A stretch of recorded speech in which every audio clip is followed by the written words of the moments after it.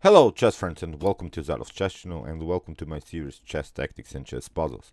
So in this series we see all of the possible tactical motifs that can happen in a chess game, and as I said in my previous videos, I've finished so far all of the possible tactical motifs that can happen in a chess game, and we're continuing the series with the so-called checkmate patterns. So in this video I'm going to show you this Arabian mate. The Arabian mate is also very beautiful checkmate that you can deliver with your knight and your rook.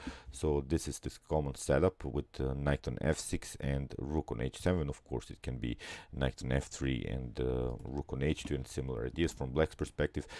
But the more important thing about this checkmate is this previous active play, because you see, in order to deliver this checkmate, you had to probably play very actively with your pieces. You have to deliver your knight here on f6. You have to deliver maybe a rook from the first rank, then to the seventh rank, and then really forward here and to the square h7. So it means this checkmate is always a result of your very active play, and in order to deliver this checkmate, you have to be really dominant in your position, because if your opponent even had a rook here or here or here, he couldn't prevent this checkmate, because you have already occupied the seventh rank. And I have explained in my previous videos, it's really important to gain some space to occupy your opponent's half of the board in order to create this beautiful checkmate patterns. Another example of this checkmate pattern, of this Arabian checkmate, can be this picture here, this pattern, because you see, when you have already played with your pawn here on e6, it restricts the ability of this black's kings to play, and it also supports this potential rook on f7 idea. This knight is restricting this e8 and this g8 square. So this Arabian checkmate is always a result, as I said, of your active play. But you see here, black's king cannot escape anyway. This checkmate, or this check that you deliver, is just a final touch in your attack. So it means this king couldn't escape anyway. So that's why this checkmate is really possible in one move. So another example can be this checkmate pattern of this Arabian checkmate, in which your opponent has maybe played with your king in the center, but he has restricted here he has a restricted mobility with this f6 pawn and this e5 pawn. Here the knight is fixed, so we need this supported knight on the f5 or on other squares. But here, of course, the Arabian checkmate would be on the square e7. So of course, let's see now some beautiful chess games with this Arabian checkmate pattern.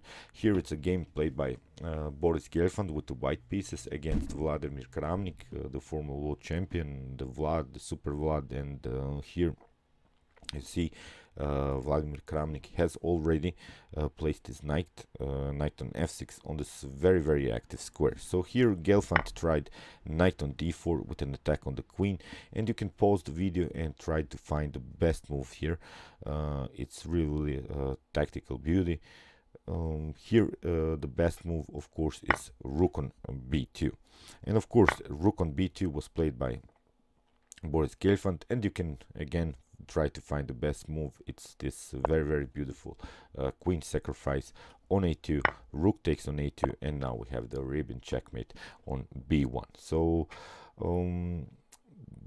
you see this this activity of the rooks, the activity on files, on ranks, on making some progress with this knight. This knight was very active, so it really leads into this tactical beauty that, of course, Super Vlad here recognized and played one of the best chess games of all time. So let's see now again another tactical beauty.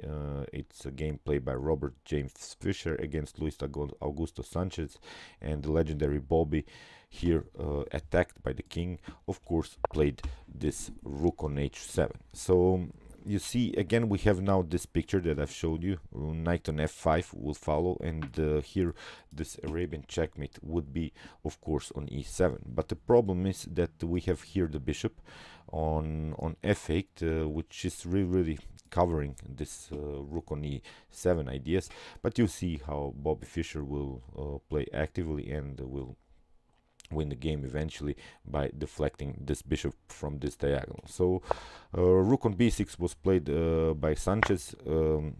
C takes b6 was played, and now bishop on b4.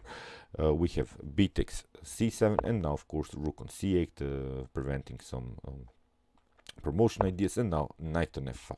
And now we have the picture, and the good thing about this Arabian checkmate pattern is that you see that you have already restricted your opponent's king's ability to play. So you're really you have really covered this file, and you have really covered these two squares by the knight. So this pawn is covering this square. So basically the king is stuck here, and all we have to do here is just deliver this checkmate by simply playing a check. So but in order, as said, we have to deflect this bishop. This bishop is the key defender of this checkmate, so that's why here bishop on f8 was played by Sanchez, and now g4 played by Fischer, and here knight on a5 was played by Sanchez. And you can also pause the video here and try to find really the best move here. It's not a forced line, but it's really a completely winning line, because it really will deflect this bishop from this diagonal, and it's the move b4. And here bishop on b4 was played, and now of course bishop on d2. If you remove the bishop, you simply lose the piece. If you take the bishop, here you will have this very nice checkmate on e7. So you see, this Arabian checkmate, of course, it doesn't have always to lead always to this checkmates. It can lead also to huge material loss by your opponent. Here bishop on d2, of course, a completely winning move here, and a completely winning endgame for the legendary Bobby.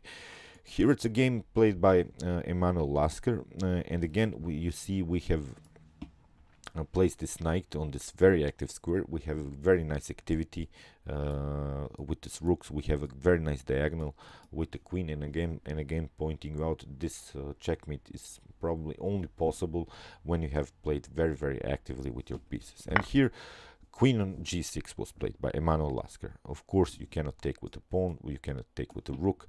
If you take the knight, then still we have e takes f6, and we have the fork on the queen and the rook. So that's why here black tried some tactics with knight on e5 with an attack on the queen.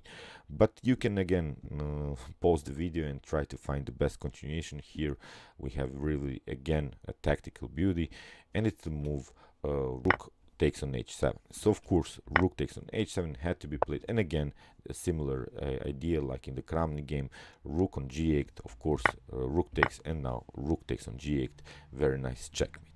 And let's see now this other example. I wanted to show you more moves, how here it's a game played by Boris Spassky against Bent Larsen, how Boris Spassky really prepared this checkmate. Here in the last move Bent Larsen played the move f4, and here g4 was played by Boris Spassky. Here bishop takes on a4, and now Spassky simply took here the g5 pawn, and here we have f3.